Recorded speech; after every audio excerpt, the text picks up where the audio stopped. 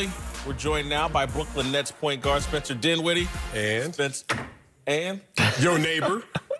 What do you mean? Who? Oh, my neighbor, Spencer. Damn, you forget your homies, don't you? Get on camera, forget your neighbor. Yeah, Spencer, we live in the same place. Yes, sir. Spencer, great to have you here. You've done some recruiting this offseason. You were instrumental in the Kyrie-Kevin Durant saga. Your relationship with Kyrie, where did that start? How instrumental were you? I mean, it actually started because we played against each other in high school, and St. Patrick's killed Taft High School. We reconnected All-Star break 2018 and just talked as friends, really. I mean, there's been so much made of this situation, but, you know, if your friend asks you questions about your team or your situation or your contract or things like that, you're going to answer them authentically. So it's less so like I was pitching Kyrie all summer or season or whatever it is that, hey, you got to come to the Nets. You know, because when he had made the Boston comments in preseason, I took him at face value and he meant them. So it wasn't all on me.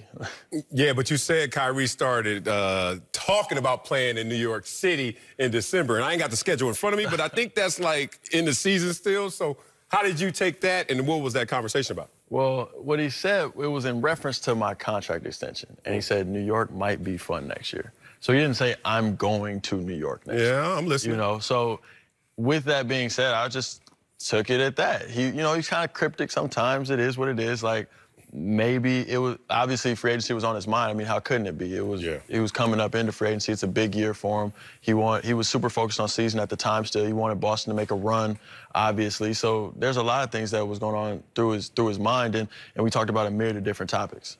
Listen, you're a point guard. He likes to dominate the ball. There was no fear of that for you in terms of your development and your role in Brooklyn when you start talking about bringing a Kyrie Irving on the team? Not at all. To date in the league, I played with great PGs. You know, I played with Brandon Jennings before he was hurt. Played with Reggie Jackson. He had obviously a spectacular year. Got him the $80 million contract. Played with D'Lo during his All-Star year. Played with Jeremy Lin. Unfortunately, he got hurt. And now Kyrie. I mean, obviously Kyrie has the best resume of the 5 of them, but I want to win. And so adding a talent like Kyrie and also subsequently KD only helps us as a group. And so I believe, you know, part of growing and getting better is being able to test yourself against the best, whether that's, you know, competition or on the same team. And I envision playing with them. Now, you guys had great chemistry last year, which led to your success. Kyrie's situation in Boston, they were brewing, things were going well, and then last year occurred and didn't go so well. Any fear of the chemistry issues that may happen if Kyrie is now on the squad? You know, obviously the Boston situation is what it was, and I wasn't in that locker room, so I can't comment on that specifically. But for us, I feel like we all have a vested interest in seeing this go well, right? And I made comments about that in the past, too.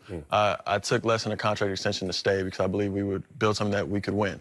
If I start acting crazy, then it makes no sense. I should have just left and got more money, right? If he's going to come home and put the city on his back, per se, right? Then he's got a vested interest in making this go well. If KD's going to come and play with his friends, you know, and not stay with the Warriors, and he has a vested interest in going well. Everybody across the board has, you know, a tie into this that maybe is a little bit more than just, oh, well, Brooklyn offered me a max deal. I'm just going to go there and we'll see what happens. Spencer, Kyrie's reputation is he's quirky. Yeah. That's one way to describe it. Makes the flat earth comments. Great player, now on his 3rd team. What do you know about Kyrie and his personality that perhaps we don't know, the public doesn't know? Is quirky a proper description? I don't know an NBA player that's not quirky to some extent. I truthfully don't, that's including myself. Because sometimes I think I'm the only sane person left on earth, which would probably make me pretty quirky, right? Yeah. There it goes. So, no, with him, though, he's got a big heart for his family. He's very driven to be a master at his craft. And, you know, he's a pretty authentic person, too. So, you know, with all those things, I mean, I'm excited to be his teammate. And we haven't had a situation to date over the last, you know, what, year and a half or so, where we've really bumped heads or really had too much, I guess, disagreement. So we'll see how it goes. Obviously, we haven't been on the same team yet, but I'm excited. Now, how has your background shaped your journey? You're from LA like myself, got on that yellow bus all the way to Taft High School. Wasn't a one and done, a superstar collegiate player. And now look at you, man, one of the best players, especially in the reserve role coming off the bench. How has that shaped you, that road? It's built the work ethic. It's built the mental toughness, you know, and the conviction to say what I feel and stand behind it and not be afraid of the backlash. You know, to your point, like I wasn't at any point in time considered to be the best player, right? But, you know, to fight off being in the G League and coming back, and last year, averaged 17 and 5, one of the best 6 men in the game.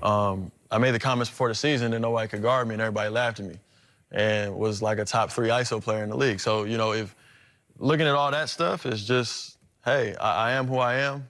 I intend to be, you know, one of the most dynamic people on our roster. And I'm looking forward to trying to win as many games as possible. I heard you and Marcellus whispering before we got on air. Your mom, a college professor at USC. Yeah. What influence has she had on you? Big time influence. Academics were always first in our household. Yes. That's why Harvard was my second choice in college. Harvard was? Yeah. Should have went. Yeah. What are you doing? My top 3 were Colorado, Harvard, and UCLA. Those were my top 3. I credit my parents for letting an 18-year-old kid make his own decision and go to Pac-12 because he had dreams of going to the NBA. When most probably would have forced me to go to Harvard, right? But it's by far, academics were number 1. Mom stressed that. Still scared of her to this day. Love it. Hey, Kevin Durant, we've spent a lot of time talking about Kyrie. Kevin Durant also joining the Brooklyn Nets. And Kevin, Kyrie, and DeAndre, according to the narrative, are all friends. Yeah. And the friendship was a part of their decision to join up and all go to Brooklyn together. Any concern that 3 outsiders, and again, they're now your teammates, though, are going to come in and a new dynamic, a new chemistry in the locker room with these 3 guys playing such an important role? Any fear of that, or this whole friendship movement in the NBA? Your thoughts? I would say the friendship movement probably stems from AAU, right? Because it's not like, hey, I'm the top person from California now, and I'm going to put my city on my back, and now I have beef with all other states, right? And demographics, right? You're getting to play all of these elite players at 10, 12, 14 years old, and so you kind of grow up together, too, with social media also making the world smaller. So is this good for the NBA? I mean, I don't think it's bad. It's part of life. Things progress. Things change. You know, I mean, we're not going to see the same type of beef probably that we used to in the old days, but same kind of competition. Well, AAU competitions. There's still a lot of rivalries that go on in the NBA. It's just not publicized as much because a lot of people don't want to disrupt their, you know, forward-facing image. You know, because if you're the only guy in the NBA fighting everybody, then you're crazy. But if the whole NBA is fighting, then you're normal, right? So I can't go out there and be like, oh, I hate this player and that player and that player and that player and that player, because then I'm going to be looked at as this wild card, and it's harder for me to get a job. Now, broke that one down. The story goes that KD and Kyrie were a package deal the whole way. Belief in that? As I heard it when it originally started, yes, that's what I heard. But as it got to, not the 11th hour, but let's say like the 9th and 10th hour, I heard Kyrie was coming, you know, and he was very firm in that decision.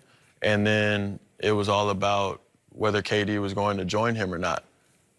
Quickly, medical prognosis is one thing, player prognosis is a different thing. You're looking at KD and that Achilles. When y'all expecting them back? Oh, I don't know. Oh, don't do this. You covering up because you know you about to lie. No. Don't do that. Hey, whenever KD comes back, he comes back, whether that's this year, next year. We feel like we're capable of being one of the elite teams in the league when he does. And prior to him coming back, we still feel like we're one of the upper echelon teams in the East. You lasted that long without going PR into the end. Look at PR in the end. I love it. Thank you, Spencer. I'll see you back on the Wilshire Corridor. Good luck next season. All right. Coming up, Josh Norman joins the show. We'll find out what he was thinking when he decided to run with the Bulls Nurse!